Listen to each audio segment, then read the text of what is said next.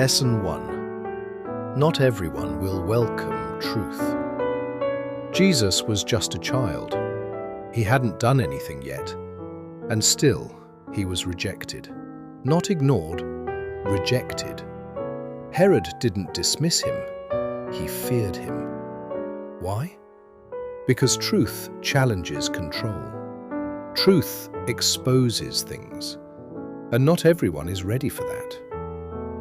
In your own life, when you start changing, when you start thinking differently, when you start moving towards something better, not everyone will support it.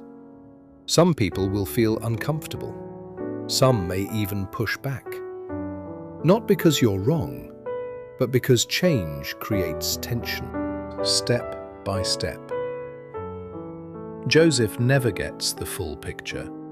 He doesn't sit down with a clear, detailed plan. He gets moments of direction, a warning, then another step, then another move. That's it. And that's how it often works. We want clarity. We want the full path laid out. But instead, we're given the next step. And the question becomes, will you move without knowing everything? Because that's what trust looks like. Not certainty, but movement anyway. Lesson 3. Obedience doesn't mean comfort. Joseph does the right thing. He listens, he acts, he obeys. And what does that lead to? Not peace and stability, but movement. Leaving home, running, living somewhere unfamiliar.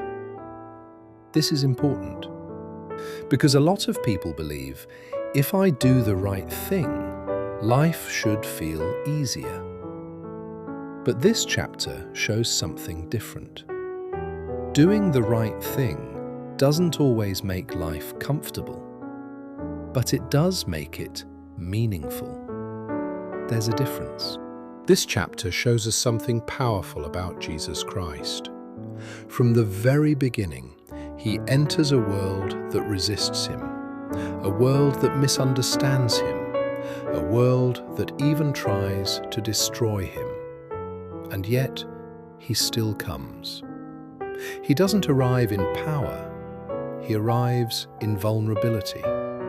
He doesn't demand control, he brings something different. Hope, truth, salvation. Even the gifts given to him point to this.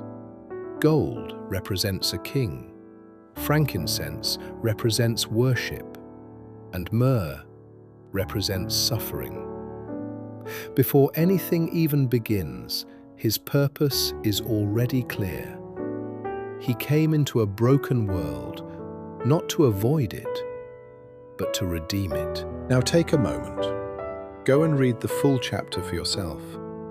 Let it speak to you directly. And if you want to grow closer to the Bible, like, subscribe, and join us for more 10-minute Bible as we break it down into simple, manageable pieces.